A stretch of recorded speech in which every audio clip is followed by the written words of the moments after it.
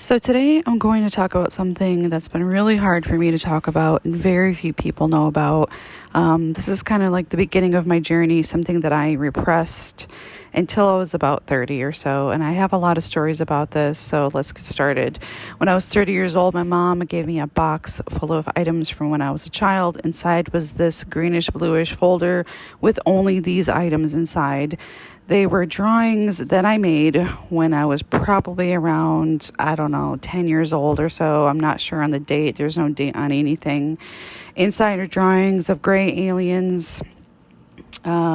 Specifically, I was focusing a lot on their eyes. Also the hieroglyphics of some kind, this other language. Now, when I was going through these pictures, I didn't remember drawing them, but yeah, I kind of did, but I knew that there was something repressed there, and honestly, it kind of freaked me out. Because my mom said this was not normal for me to make drawings like this. Here says they have been here before, I think is what the shirt says. Yeah, they were here first. And there's a story behind that too, way further in the future. But in that picture, they were telepathically communicating with me, again, focusing on the eyes. Basically, I asked my mom if I made any other drawings like this or, what was going on. She said that my drawings weren't usually like this, that they were very happy. This was completely out of the norm, and I never did it again. This is all I made, and that was it. And this one here, that is my house as a child. The house is on fire. Looks like the sun is blocked out by some kind of darkness or smoke. There's a family there that's not my family. The aliens are talking to me and they're saying, this is the future. And I'm saying no. And he's telling me to look. It looks like there's some kind of like maybe flood water or fire on the ground. The house is on fire. It looks like there's smoke in the air. Looks like the sun is blocked out by some kind of darkness and that family is panicking. Now, they do have 666 on the one guy's t-shirt there.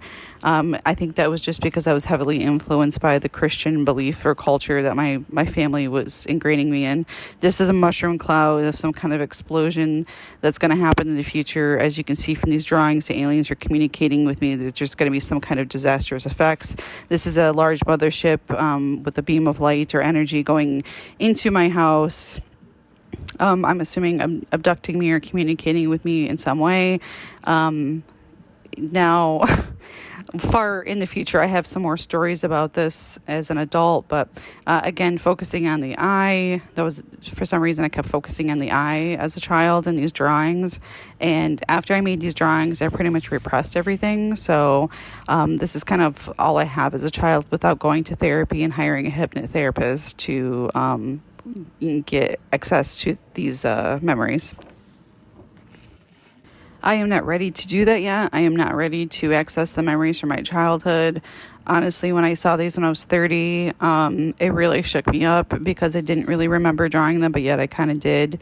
They were definitely my drawings. I don't have any other siblings. I didn't have friends come over to my house because I was super sheltered by my Christian family. I was also really sheltered with the media that I was able to consume. My family was very, very religious, and I wasn't allowed to watch scary movies or anything like that. It wasn't until I was well into my later 20s, early 30s that I started to do a deep dive into the alien stuff because of some dreams I was having, and then finding this folder, and then some more dreams and experiences that I was having, which I will talk about in other videos. At this point, I have to tell you that I am an abductee. This is something that I've had to make peace with. It's been a long, very traumatic, hard to reconcile journey. I have racked my brain trying to find any other reason why I'm experiencing the things that I'm experiencing. And again, I will talk about this in other videos. But I cannot find any other logical reason. The more I look into this information, the more it correlates with my experiences because I am not alone. There's a lot of other people that are experiencing this as well.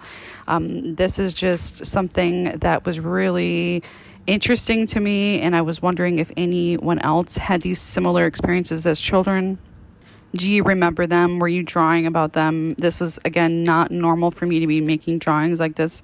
My mom said I made very happy drawings of grass and sun and trees and flowers and animals because I loved animals. This was very out of the norm for me, and I was doing it all in pencil. She thought that was weird too. I wasn't doing it in crayons or colored pencils, which I had. I don't fully know exactly why I was making the drawings. I'm assuming that is because I just needed to let it out, or they were telling me to do it, which they still have been as an adult much later. For a large portion of my life, I repressed a lot of this. I remember as a child going to bed at night and just praying to God, because that's what I believed in.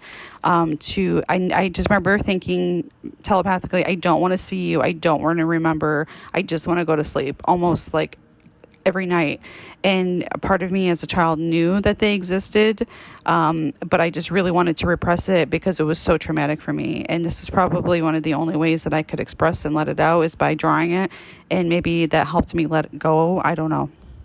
But the fact remains is that these are the only alien drawings that I ever made.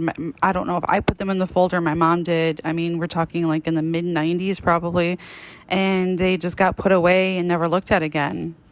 And I am not good at drawing. This is probably the best drawings I've ever made in my life. Like, I'm not good at drawing. But as an adult, I've been trying to paint some of my experiences as a form of therapy, to just kind of let this out. It's been very difficult for me to handle the things that have happened to me.